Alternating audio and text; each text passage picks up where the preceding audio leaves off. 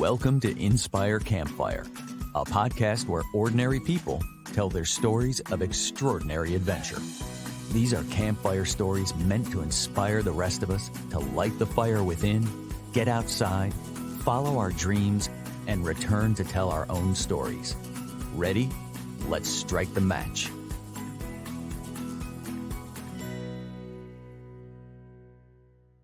Welcome to the show. I am your host, Scott Wurzbacher, and today I am so excited to expand awareness by bringing you listeners what some might consider far-reaching topics, such as clairvoyance, telepathy, near-death experiences, and reincarnation. For today's guest, who has become deeply connected to these themes, it all started with that voice that called him to adventure and a mystical experience he had many years ago in India. Are you intrigued? Our guest is Patrick Belisle, a practical mystic, nonprofit executive, teacher, and world traveler from Charlottesville, Virginia. He studied business and theology with Benedictine monks at Minnesota College and meditated with Buddhist monks in Thailand. He spent a full year traveling around the world with his wife, Jane, as they searched for the meaning of life. And what you're about to hear is the story of someone who had the courage to follow his bliss and how he was rewarded with a life filled with purpose, serving organizations that align with his deepest values and beliefs. For decades, Pat has been lecturing and raising money for Edgar Cayce's Association for Research and Enlightenment in Virginia Beach. The University of Virginia Division of Perceptual Studies, also known as DOPS, which is researching the nature of consciousness, United Way, UVA's children's hospitals, and dozens of other charities. Pat enjoys nothing more than sharing his wisdom and love of life with everyone he meets, and I promise this will be a truly enlightening conversation. Pat, welcome to the campfire. Thank you so much, Scott. I'm so happy to be here, and that sounded pretty awesome. Well, I have a lot to live up to. It's. I don't think we're going to disappoint here. I've heard your story, and I'm just blown away, and I cannot wait to share this with our listeners. We have so much to cover, and I want to get through as much of it as we can. Pat, I just love your story so much. I wonder if you could just give a quick little overview of maybe how you would introduce yourself to somebody for the first time that's never met you. Well, definitely it depends on who they are and how open they are to some of the things that you just mentioned. Usually, it's safe to start with the fact that I've worked for nonprofits for my entire career. Yeah. My entire adult life. I've been looking to be of service to folks, right out of college. But then the next step is, wanting to be of service specifically to kids. I was a camp counselor. You mentioned Edgar Cayce before. I was a camp counselor at Edgar Cayce camp, teaching things like meditation, watching your dreams for meaning, and following your intuition, a lot like what you talk about on this show, just really teaching them or training them to do that and encouraging them to do it.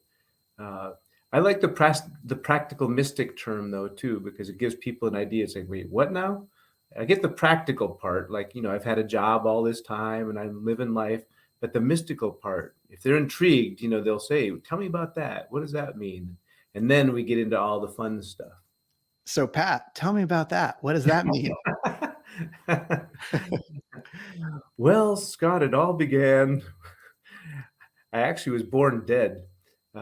That's one of the places I get to start. I claim to have had a near-death experience the day I was born. My mom told me I was born without a heartbeat, and she, as a result, told me I had God had a very special plan for me, or special purpose, and so I was always looking for that purpose, and always felt called to something higher, and so it goes all the way back to the first day of my life, and then as a Catholic boy, I went through confirmation and really felt called to follow spirit. And, again, it's been my whole life path, let's just say, trying to find that inner voice and follow it. Yeah, and that's what we love to talk about on this podcast is that voice that calls us to adventure. But I think that's such an interesting point that that seed was planted in you since before you can even remember that you had a purpose that you were here to fulfill.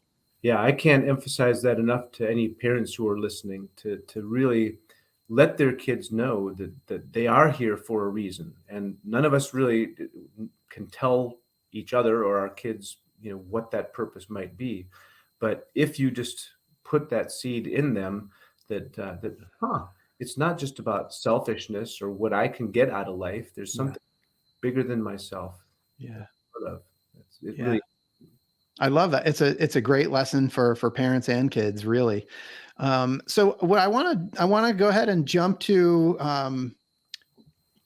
Pat and his wife Jane, and almost 30 years ago, making this decision that you're going to travel the world for a year. Yeah. And so much kind of came from that trip. And so I wonder if you can just kind of help us understand what led to that trip and how that happened. Sure. So Jane and I went to college in Minnesota. I went to a Catholic college. She went to a Lutheran college, and we ended up recruiting high school students to go to our respective colleges.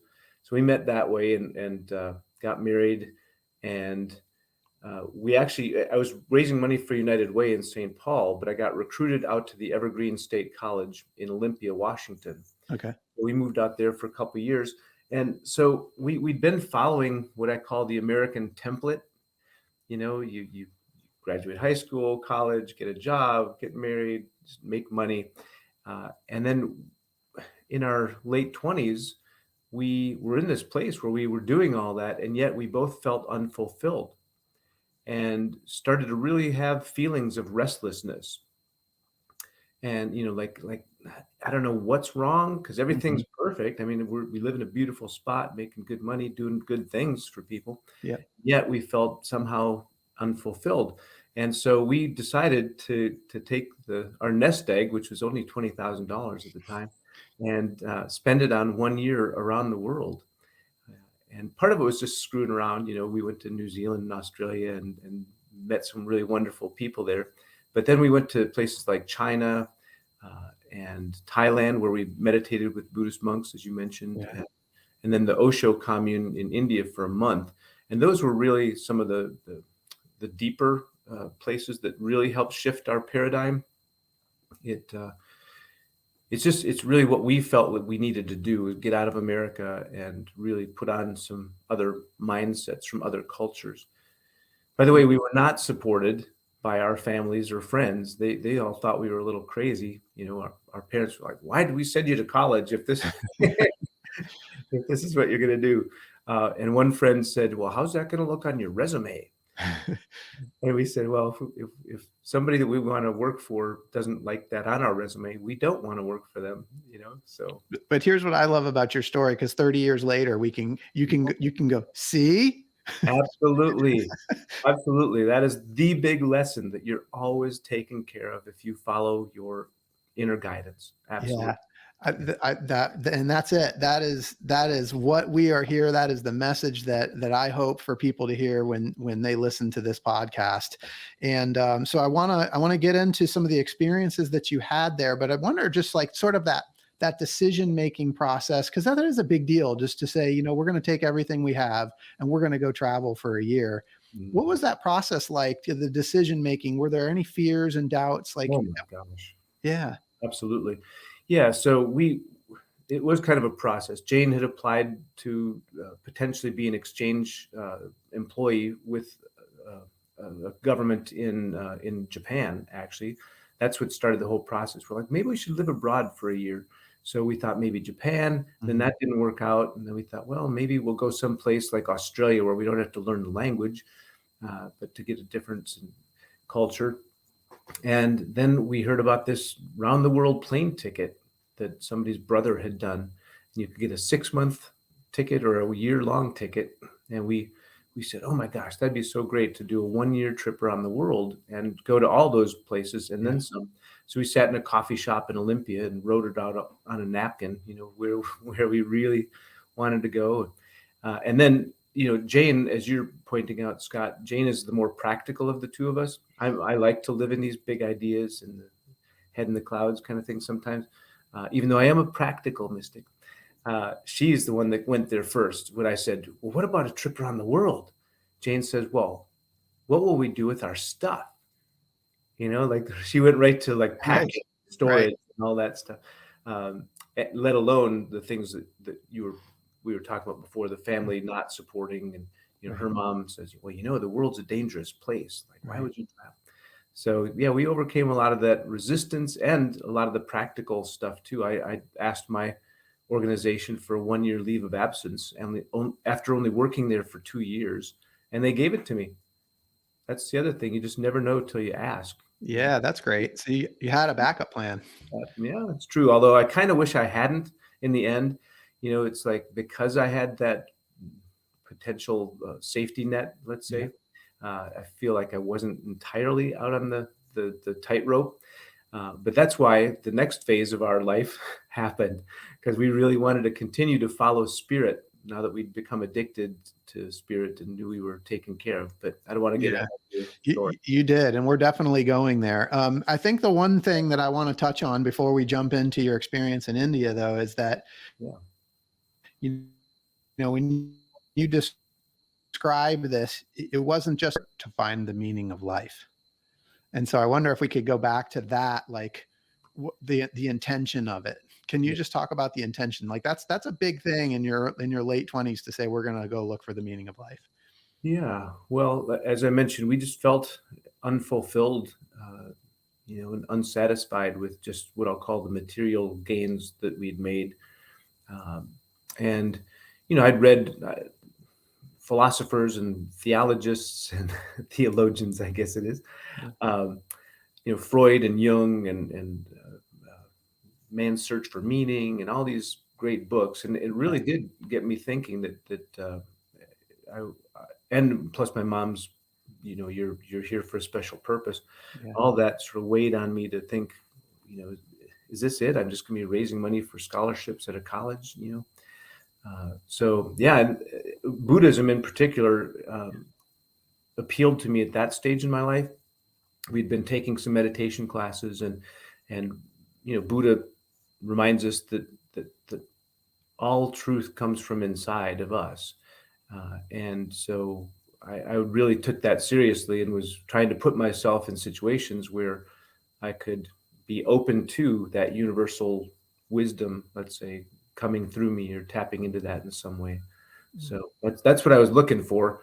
Now, granted, some of it before the mystical experience you mentioned, so when we were in China, for instance, Yeah. we met this guy who said, oh, you're from America? I think you are the least free country on earth. And we said, what are you talking about? We'd been taught from birth that we're the bastion of freedom,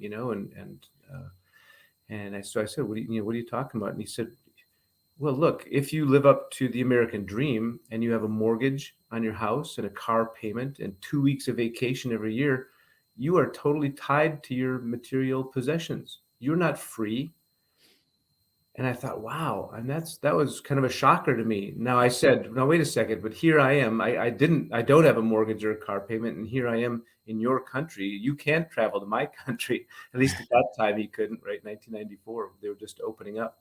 And he said, well, I can go out anywhere in my country whenever I want to go. And my government takes care of me.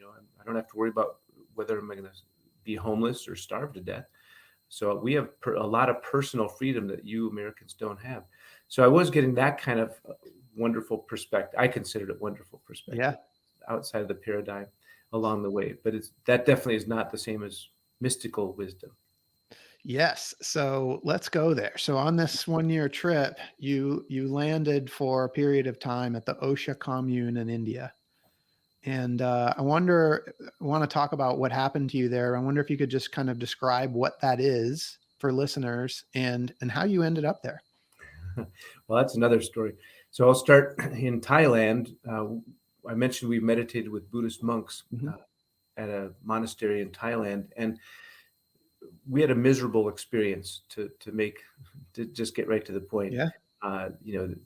We woke up at 5 a.m. We ate at 6 and 11:30, and then no solid foods after noon. It was super hot. meditated for anywhere from 6 hours to 12 hours a day, without much guidance, really. And anyway, it was not good. And then yet we were still open to other possibilities of Yeah. spiritual exploration. So when we got to Bangkok and we were about to fly over to Calcutta, India, for the first time, Mhm. we were told that there was a Air India strike right when we were at the airport.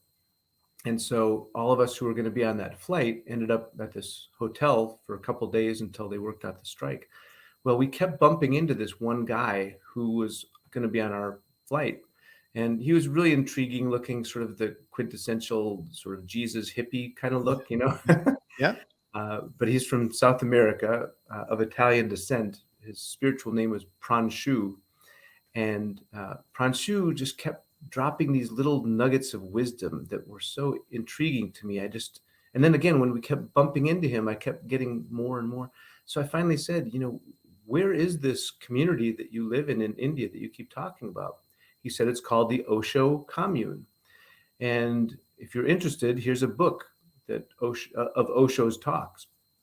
And so I took it back to my hotel room and I read it all in about 3 hours and just devoured it. It was amazing. And so I told Jane, we have to go to this place. And she said, well, it's way out of the way of where we're going to be in India. We were just going to go across the northern part of India. And Pune is where the Osho commune is, way down south, up in the hills from Bombay. And anyway, I convinced her, and she, bless her heart, was open to the possibilities. So we took a 44-hour train ride in 100-degree heat in third class on our 5th wedding anniversary, by the way. Wow. To get down to Pune. And we walked up toward the commune, and out of the 8,000 people who were there at the time, guess who's the first person we bumped into magically at the gate? Pranshu was right there waiting for us. And he welcomed us, and we went into the commune. And Jane, by the way, had said 1 week, that's it. No, after that Buddhist experience, I'm not going to stay more than a week. I said, great. Well, again, we ended up staying a month because it was just so blissful and full of love and connection and just juicy, lively people, really exploring life and living life to the fullest. It was just a beautiful, wonderful place. It's magical. And I think you're familiar with Joseph Campbell and his hero's journey. Oh, absolutely. I'm just sitting here thinking, when your heart is open and you're ready to cross the threshold, these supernatural guides appear. And I'm just thinking Pranshu must have felt like a supernatural guide for you. 100%. Yeah. It really was magic. Yeah. So Pat, what happened there at Osho? Yeah, so we went in. So it cost something like 30 cents a day to participate in all the activities of the community, including all sorts of different types of meditation that you could learn. And then they did have these programs you could pay for, but it was something like $40 for a 3-day program. Mm-hmm. Everything's cheap in India. So I participated in one called Opening to Feelings, or Opening Up to Emotions, I guess. And it was doing that through breath work. Have you done breath work before? I'm familiar with it. There's rebirthing. This one was called pulsation therapy. Okay. Anyway, what they do is they get you into altered state of consciousness through essentially controlled hyperventilation. Okay. And then they do some work with you while you're in this altered state. So, on probably the second or third day, we'd been doing some really deep work in getting in touch with our emotions and expressing emotions, which, as you know, especially in our culture, is discouraged by men. Right. At least it was back in my day. Yeah.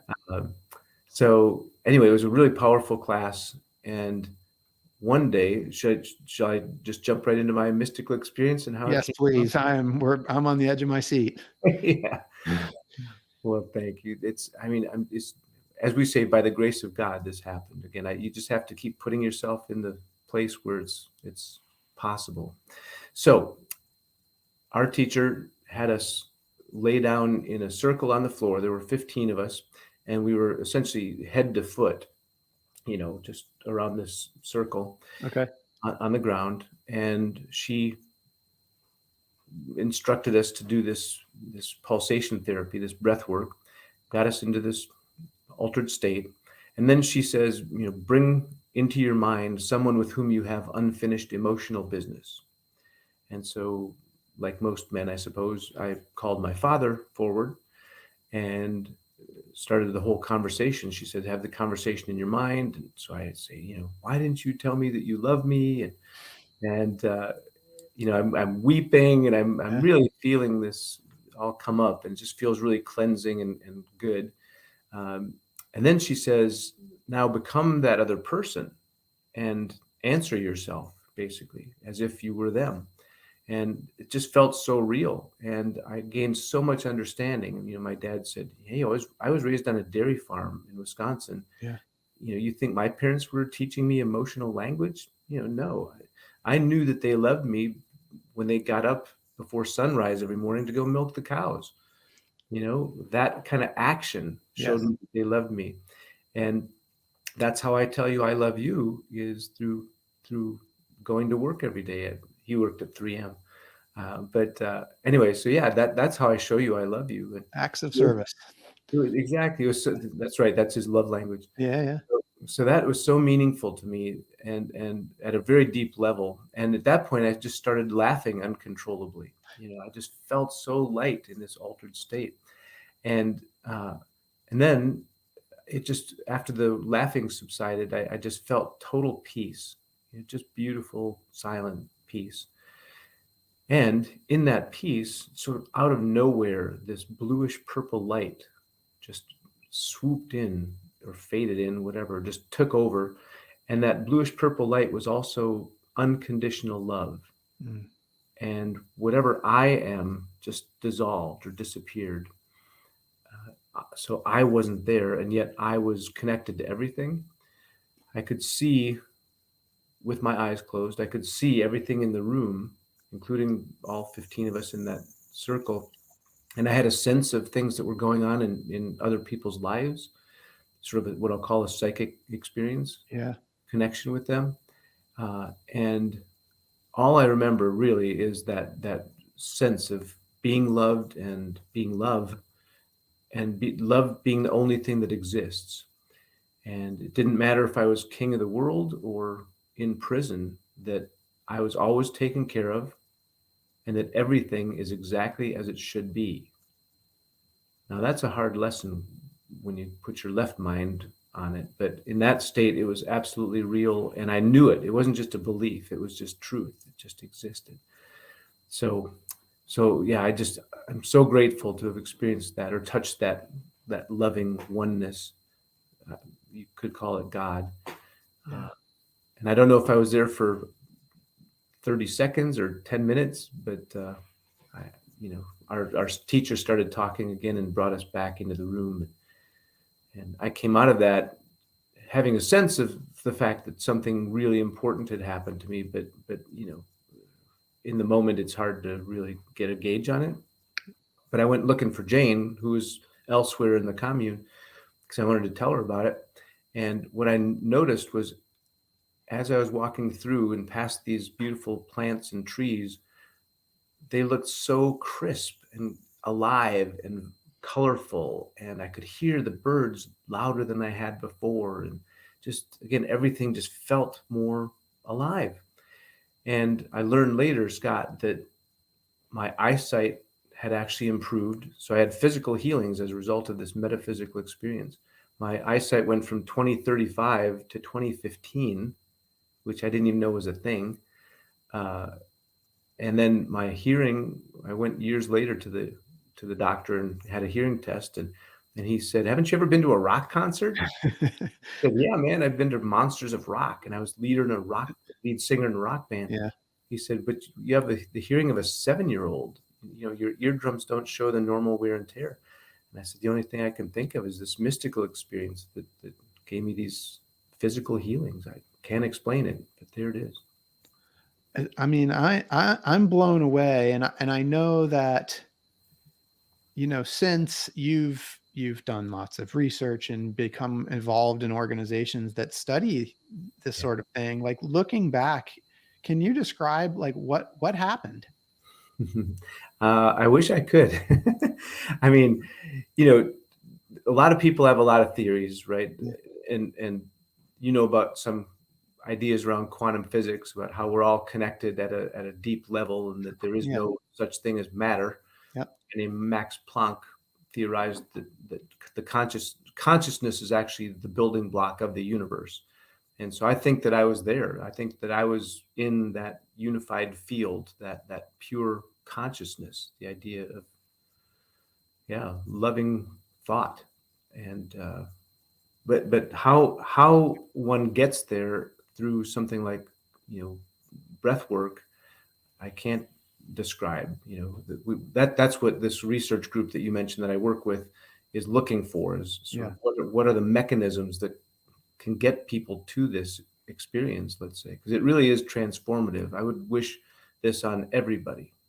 Yeah. And so, first of all, I mean, is this something that was completely unexpected for you? Is it something that you were hoping for? Had you heard about something like this before?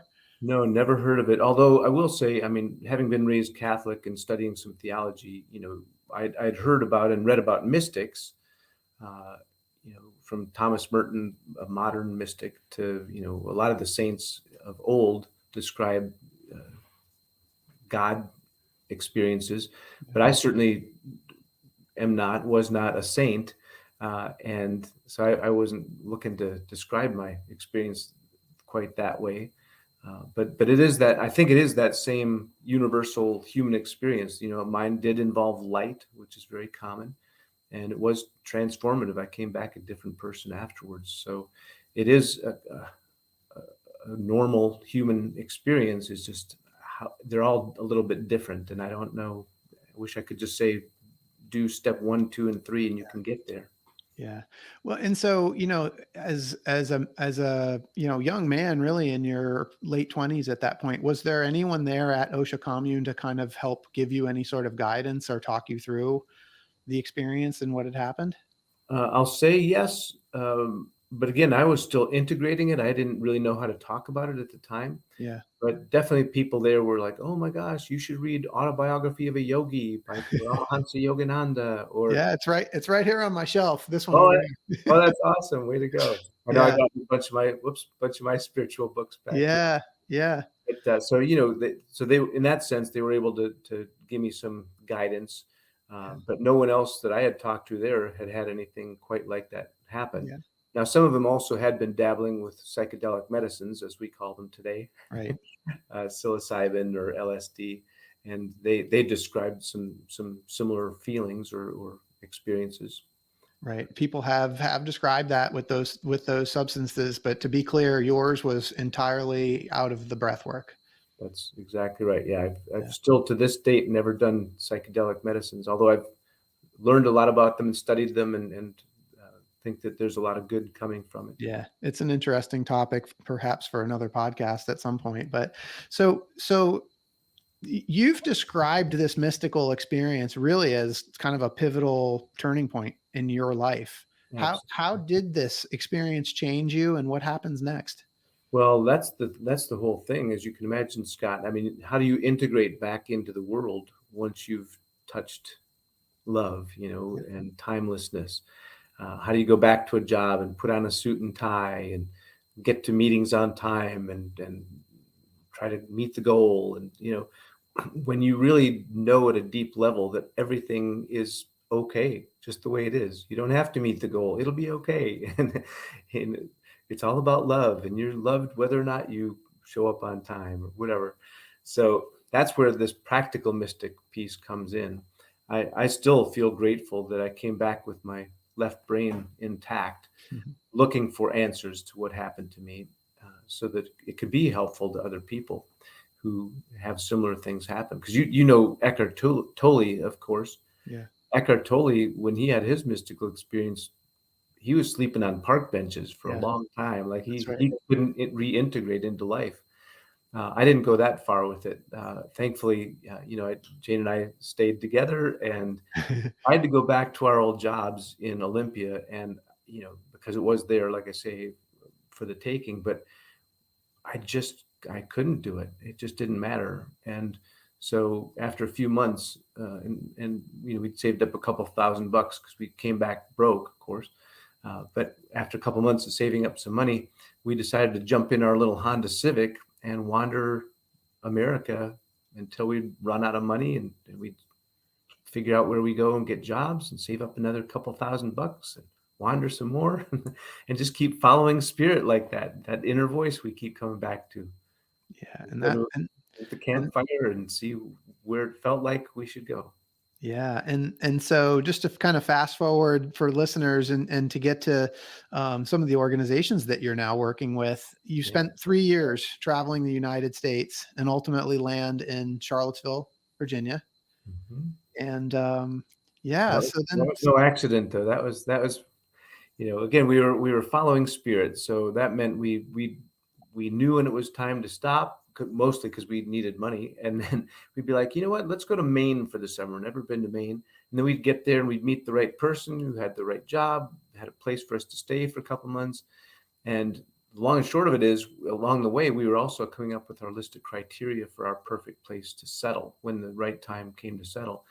And Charlottesville is the place that met our criteria. And again, doors opened like crazy once we got here, and it just so happened that two of the most meaningful organizations that helped me reintegrate after my mystical experience uh, are in Virginia. You mentioned both of them earlier. One is Edgar Casey's Association for Research and Enlightenment. That's down in Virginia Beach, 3 hours from Charlottesville.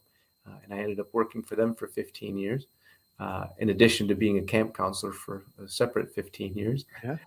And then the other one is right here in Charlottesville at the University of Virginia, the Division of Perceptual Studies. And it was their work, and Ian Stevenson specifically, he started the division. That work is objective science. There's really no subjective experience.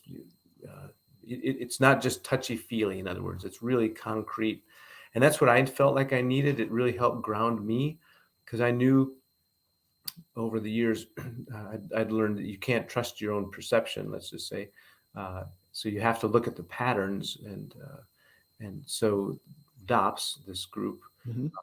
has thousands of cases of near-death experiences, little kids who remember past lives, psychic phenomena, and mystical experiences. And so I wanted to get in there and see how I fit in, if my mystical experience is common or not common, and what again, how we can help people like me integrate it into their lives. Yeah. I'm curious if you can go a little bit more in depth because I'm so intrigued by the work that DOPS does. Yeah. Just maybe tell us a little bit more. And I do love because you being a practical mystic fits and plugs in so nicely with the work that they do there. Yeah. Yeah, it's very true. Yeah, so Ian Stevenson, who started the division, he was the head of psychiatry at UVA, so super smart guy, MD, and people kept coming to him with kids who said they remembered a past life or people that could do psychic phenomena, and nobody was looking at that. They all sort of just wrote it off. But Ian didn't. He published some papers along the way on these subjects, and he was discovered by a guy named Chester Carlson, who invented the Xerox process. Mhm. And Chester Carlson ended up giving $1 million to fund Ian's research. So over the years, he had enough money to create this. At the time, it was the Division of Parapsychology, and they started researching all this stuff. What is consciousness? What does the brain produce consciousness? The answer is no, by the way. Or is the brain more of a filter for mind beyond brain? And that's the model that essentially has come out of DOP's work. It's not concrete yet, but that's the idea. So now, after 50 plus years of existence, they have 2,500 cases of 3-year-old children who remember past lives that have been many of which have been verified factually. Same things with near-death experiences. Bruce Grayson wrote a book last year called After, which documents his 50 years of research in near-death experiences, where people who are clinically dead have experiences of consciousness outside their bodies, which can be verified. They come back into their body with information that they couldn't have possibly known. And so, how do you explain that? The current scientific physicalist paradigm can't explain it. So DOPS is still out on the fringes looking for all this stuff. Same thing, again, mediumship, psychic phenomena. We're still doing all of that research in the lab here at the University of Virginia. Yeah. And so Pat, for you, especially like in that early time when you got to Charlottesville and you're just learning about DOPS, like for somebody that was born without a heartbeat, like this had to resonate for you. Oh yeah. Yeah, no, I knew I had to be part of it. I'll just say it that way. My first job in Charlottesville was running a teen center, helping kids stay off the street and out of trouble. And but at the same time, I was only 3 blocks away from DOP's office. So I went over there and knocked on their door and said, "Hey, I know you guys. You don't know me, but I know you, and I'd love to work with you." And they said, "Thanks, but no thanks." That's the long and short of it. Is they did ask me to tell them about their mystical experience, my mystical experience, and fill out some surveys and that sort of thing to be part of the research. But it was years later when I was working for UVA Children's Hospital and having success raising money for them that I went back to them and said, "Hey, is it time for me to be involved with your work?" And they said, "Yep, now we need you." So we've made $5 or $6 million for them in the years subsequent. And so they're thriving pretty well right now, I would say. They're doing well. Truly a match made in heaven, and perhaps you're a supernatural guide for them that came along. Well, thanks for saying so. I know we all play with each other. I wonder, like, if just to put things in context for listeners, is there a story, about a child that remembered a past life that you could share just to kind of give a concrete example? Yeah, you bet. Well, and I'll just tell people that want to look into it further themselves that they can just Google one. His name is James Leininger, and you can just Google "boy who remembers being World War II pilot." I think that's one of the most amazing stories. And then the other one is this kid Ryan, who born to Christian parents in Oklahoma, no belief in reincarnation at all. And this little boy, 2 and 3 years old, talked about his life in Hollywood and New York, and sort of this "you're not my mother" kind of thing. And my mother is so and so, and she lived here, and back in my life, I lived in New York on this town with rock in the name, and like really specific statements like that. And he talked about Hollywood so much that his mom finally got a book of old Hollywood, and she was flipping through, and there was a picture, a black and white picture from the 30s, and the kid stopped her and said, "Mommy, that's me." And of course she freaked out. And then she says, the kid says, this is my buddy George, who happened to be George Raft. If you remember some of those old mafia or gangster movies back in the 30s, George Raft was pretty well known. But this other guy in the picture wasn't known at all. And so our researchers had to go out to California and find the film archives, and eventually found this guy, Marty Martin, who was just an extra in the movie. But as the statements came out about Marty Martin's life, all of them were in line with Ryan's statements. In fact, he went from Hollywood out to New York. He became an agent for some people and lived on Roxbury Street. So Rock was in the name of his, just unbelievable. Like, why would this little 3-year-old kid in Oklahoma know about some guy who died, I guess Marty Martin died in the 60s. Right. And by the way, the kid knew that he died at 61, even though the death certificate had said 59. Marty Martin had lied about his birthday. Wow. Yeah. The kid, how would you know that? Yeah. So that's just one story. Again, there are 2,500 stories. Yeah, it's really amazing. And, I think it's a topic that people could very easily brush off. But DOPS at the University of Virginia is doing real life research on this stuff. I had the pleasure of meeting you in person a couple of months ago. I got to see the facility. I mean, this is real stuff that's been going on. It's true. I mean, and that's the whole thing about it is I love the fact that it's at the University of Virginia because it was founded by Thomas Jefferson, whose famous quote around here is that we will follow the evidence wherever it may lead.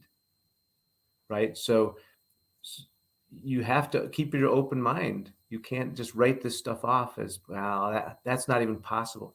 Now, part of the criticism of Ian's work in the beginning was because he was finding cases all around the world, mostly in cultures who believed in reincarnation. And so that's why Jim Tucker, the current director of DOPS and the guy doing these kids who remember past life research, is focusing on American cases because, it seems to be universal. You don't have to just believe in reincarnation. But clearly, as you say, a lot of parents here, if a kid says, you're not my dad, or I was, Bob Smith from Topeka, sure, honey. Sounds like attitude to me. Exactly. Attitude or imagination or whatever, you just brush it off. But whereas cultures who believe in reincarnation might say, well, tell me more about that, Yeah. And something that you've learned along the way is this thing called, which actually is a new term to me, but past life regression. Oh, yeah. Can you talk us about that? Yeah. So past life regression is essentially hypnosis. Like the breath work, hypnosis gets you into an altered state of consciousness, really just relaxation. It's not like stage hypnotists where, it's like cluck like a chicken, whatever. It's just, you get into a relaxed state of mind, and just using words, a hypnotherapist will get you into past life, real or imagined. Doesn't matter to me, as long as it's meaningful. The reason it's called hypnotherapy is that we want to help you get insights into your own issues around behavior or relationship, different patterns that you want insight into that don't seem to make sense in your life. So through hypnotic regression, we can get you into that state and then work you through different situations, let you experience, again, whether it's like a dream, meaningful information put into symbolic form, or whether it's a real past life. Doesn't matter to me.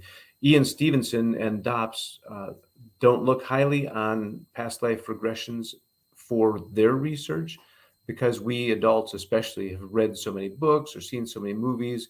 We don't know what's in our unconscious mind that we might conjure into a story.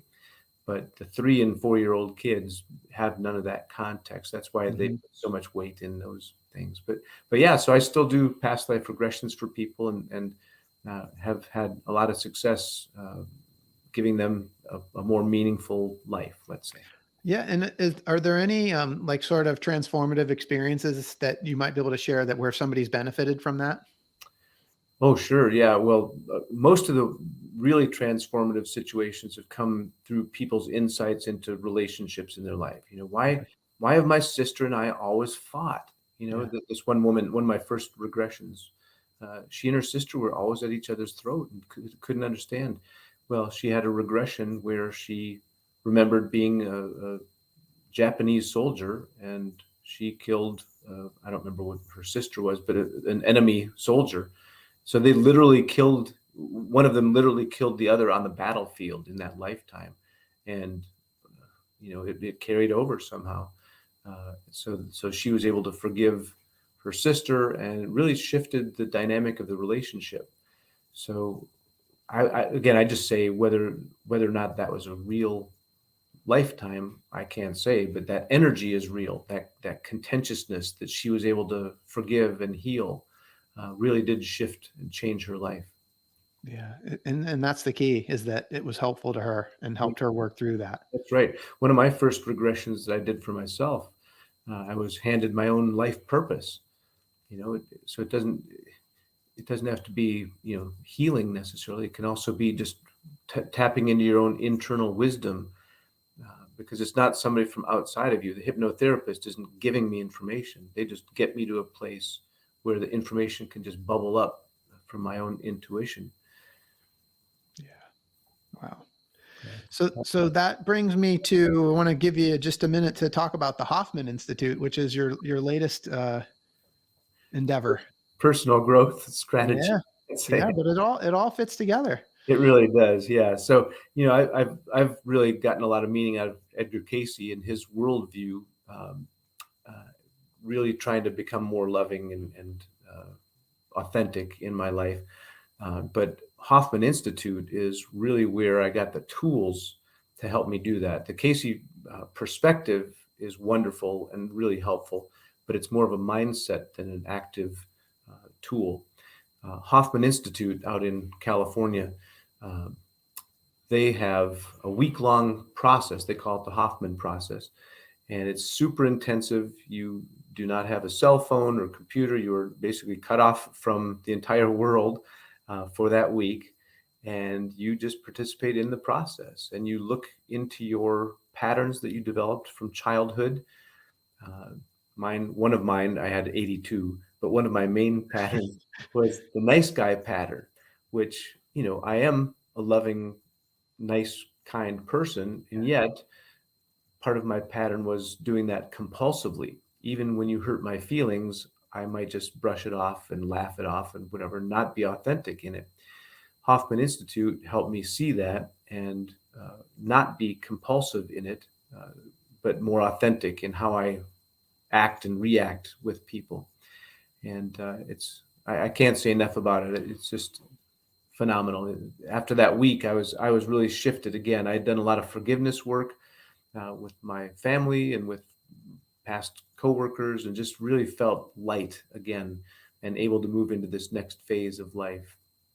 Well, and what I think is really amazing is how you've used these personal experiences that have helped you, and then you kind of turn around and help the organization to advance their mission.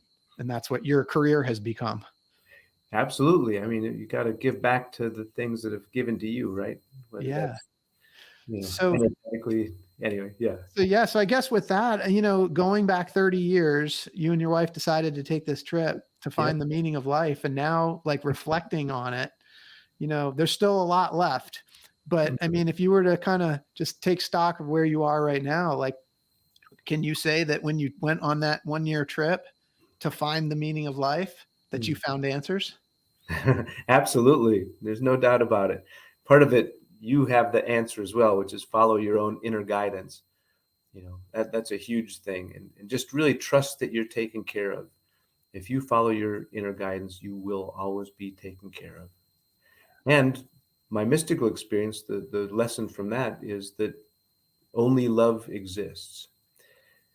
And we can go into the whole philosophy behind that, because it doesn't seem to be the case when we look around and we see a lot of the darkness. But it's essentially a big laboratory that gives each of us points of consciousness, divine consciousness, a laboratory to experiment, make choices. And we can try different choices.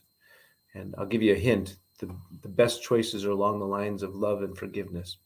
I love that. And I just think, I think for you, this isn't something that you read in a book. This was something that you felt and experienced yourself. And I think that's where the magic comes from in all of this. Absolutely, I agree. And I will say that, I'm only one point of light, you're another, and everybody else is a unique point of light to have a unique expression. So not everybody has to follow my path or yours. They have a unique path themselves. So just stay true to your ideal, and good things are going to happen. Yeah. So with that, you might have already answered this question, Pat, but when we talk about people that are feeling that call to adventure, but maybe they're experiencing resistance, what advice would you have for those people? Yeah, I find a way to trust yourself and resolve to follow your own intuition. I know it can be hard, but if it is hard, then find people around you who will support you, because I'm telling you, only good things will happen if you follow your own intuition. Yeah. And that's the advice from the practical mystic. This is practical advice. It is. It's It a really powerful is. I mean, that's situation. that's the whole thing. Honestly, I got to tell one more quick story, Scott. I know we're getting close to the end here, but when we moved to Charlottesville without jobs, I took the question into meditation with me. What should I do for a living? What should I do for a job? I mean, a really practical question through meditation. And I got into my nice alpha brainwave state of meditation. And I saw this image of me standing in front of a group of kids teaching. And it was January at the time. And I thought, I wonder if they ever need substitute teachers around here. There's a Waldorf school 3 blocks away. So I got out of my meditation. I called the Waldorf school. It was about 8:30 in the morning. And they said, yeah, we do need subs once in a while, but you have to know something about Waldorf. And I said, oh, Rudolf Steiner and anthroposophy. I know some about. And they're like, oh, well, then sadly, the second and final teacher training of the year happens in 30 minutes at 9 o'clock. I'm sorry you won't be able to be here. I said, I live 3 blocks away. I'll be there in 10 minutes. I was literally working for them by the end of the day, Scott. I was That's doing amazing. their aftercare program that very day. That's So amazing. that's practical mystic right there, man. That is very practical, but it takes courage too, because a lot of people might look at the clock and go, I don't know, I got to go do this and that and that. But you had the courage to jump in. You're exactly right. Yeah, no, you have to act. You can't just wait for God or spirit or whatever we Yeah. call that to pick you up and do it for you. You have to flex your will and make things happen. Yeah. Pat, thank you so much for sharing all of this. Today, we talked about DOPS, we talked about Edgar Casey, we talked about the Hoffman Institute. You've already shared some links with me. I'll make sure that those go in the show notes. But if people want to learn more about you or any of these organizations, what are some other ways, or what's your advice on how they can best do that? Yeah, I don't have a website, I'm sorry to say, of my own, but they could email me at patrickjbelisle@gmail.com. And maybe you can put that on your page there too, Scott. But that's about it. I'd love to talk to people on the path. We can do that. And finally, Pat, you have an incredible story, this mystical experience that leads to this life of purpose. And I am 100% sure that at some point Hollywood's going to pick up on this story. That would be great. They're going to make a movie about you. And what I want to know is, when they do, who's going to be the Hollywood actor that's going to play you in your movie? Oh man. Well, over the years, as my hairline has shifted, I think the answer will be different actors. I think the most current person that people tell me should play me in the movie is Agent Coulson. Do you ever watch any of the Avengers movies? Yeah, Agent Coulson. Totally. I don't know who the actor is, but I know exactly who you're talking about. Me too. Agents of S.H.I.E.L.D., Phil Yeah, Coulson. totally. He's my guy, and I love him too, because he overcomes his fear and keeps on his ideal, fighting for justice and doing the right thing. You talk about a hero journey. I love it. I can see it. Pat, what's your movie going to be called? Oh man.